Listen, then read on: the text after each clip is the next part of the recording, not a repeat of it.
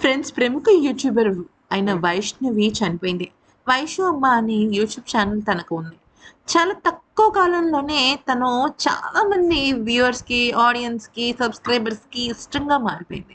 మన ఇంట్లో ఉన్న అమ్మాయి లేదా మనకు తెలిసిన మన అమ్మాయి ఎలా అయితే ఉంటుందో యూట్యూబ్‌లో తనే అలాగే ఉంటుంది. తన ఇన్నోసెన్స్‌తోనే తను నిజంగా చాలా అంటే చాలా ఆహ్, సింపుల్‌గా ఒక పక్కింటి అమ్మాయి ఫీల్ వస్తుందనమాట. ఏం చెప్పినా నిజంగానే చెప్తుంది. ఏదో ఓవర్ డ్రామా ఇలాంటివేమి చేయదు. అయితే 19 సంవత్సరాల వయసులోనే తను అంత చక్కగా, నీట్‌గా తన ఫ్యామిలీని, తన కెరియర్‌ని ఇట్లా బిల్డప్ చేసుకుంటూ వచ్చింది. అయితే తన కట్టుకున్న వాడే కాల యముడుగా మారిపోయాడు. కాటికి పంపించేశాడు. కడుపులో ఉన్న బిడ్డ అని కూడా చూడకుండా 4 నెలల గర్భాన్ని మోస్తున్న తన భార్యని విషయంలో చాలా క్రూరంగా, కర్కోశకంగా బిహేవ్ చేశాడు. అయితే నిజానికి దీనికి సంబంధించి అంటే ఈ కేసు సంబంధించి దాదాపు 10 రోజులు అవుతున్నప్పటికీ కూడా ఈ అమ్మాయి కేసు విషయంలో రోజుకొక ట్విస్ట్ నడుస్తుంది. కారణం ఏంటి అంటే, ఈ హరిబాబు అనే ఈ దుర్మార్గుడు రోజుకొక నాటకానికి తెరలేపుతున్నాడు. అయితే మొదటగా అసలు ఈ దుర్మార్గులందరూ దొరకడానికి దాదాపుగా 3, 4 రోజుల సమయం పట్టింది. మొదట హరిబాబు దొరికాడు ఒక రోజులోనే 24 గంటల్లోనే.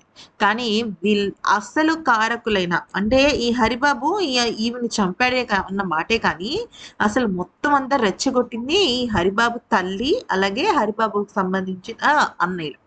అన్నయ్యలిద్దరు అశోక్, ఆనంద్ అనమాట. సో, ఇక వాళ్ళని పట్టుకుని మొత్తం కేస్‌ని ఆరా తీసే లోపు ఈ హరిబాబు అనేవాడు ఏం చేశాడంటే నాటకం మొదలుపెట్టాడు. ఐసీయూలోకెళ్ళి మామూలుగా బయటకొచ్చి అది చేసి, ఇది చేసి రకరకాలు. అయితే ఏమైందంటే పోలీసులు కూడా దీనికి సంబంధించి పూర్తి వివరాల్ని బయట పెట్టడం లేదు. ఎందుకనంటే ఆ ఊరి జనాలు గానీ, లేకపోతే వైష్ణవి కుటుంబం కానీ ఇప్పుడు ఒక రకంగా చెప్పాలి అంటే అట్టుడికిపోతుందంటారు చూసారా? అంత కోపంగా ఉన్నారనమాట. ఆ ఊరి జనాలైతే ఒక్కసారి ఆ హరిబాబుని మాకు చేతికివ్వండి. వాడిని పీస్ పీస్‌గా చేసి మీకిస్తాము అన్నంత కోపంగా ఉన్నాడు. వాడు పోలీసుల దగ్గరుంటేనే వాడు నార్మల్‌గా ఉన్నట్టు. లేకపోతే లేనట్టు. అయితే ఇక ఈ నేపథ్యంలో ఫోరెన్సిక్ రిపోర్ట్ కూడా ఊహించని విధంగానే వచ్చింది. అయితే ఫోరెన్సిక్ రిపోర్ట్‌లో ఏం జరిగింది అంటే దాదాపుగా ఆ రిపోర్ట్స్‌లో ఆల్‌మోస్ట్ ఒక 36 అవర్స్ ముందు, 36 అవర్స్ తర్వాత అన్నిటి విషయాలను దానిలో పొందుపరిచి ఉంటారు. అయితే దానిలో ఏం తెలిసింది అంటే ఈ ఒక్క హరిబాబే కాదు. హరిబాబు చాలా దుర్మార్గంగా ప్రవర్తించాడు. ఫస్ట్ బేసిక్ పాయింట్ ఏంటి అంటే ఫోరెన్సిక్ రిపోర్ట్‌లో హరిబాబు ఒక్కడే లేడు. ఇంకా ఇంకొక ముగ్గురు ఉన్నారు. ముగ్గురిలో ఒక లేడీ ఉంది. అంటే ఎవరో కాదు ఈ హరిబాబు వాళ్ళ అమ్మ.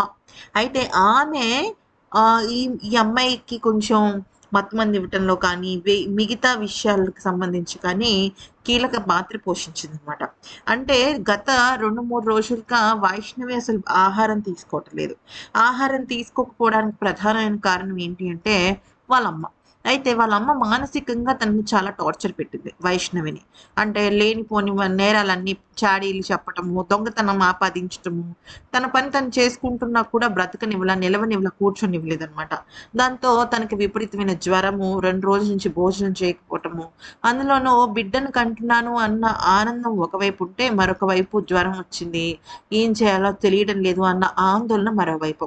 అయితే ఈ నేపథ్యంలో ఫోరెన్సిక్ రిపోర్ట్‌లో గనక చూసుకున్నట్టయితే వాళ్ళ అమ్మ పాత్ర ఎక్కువుంది.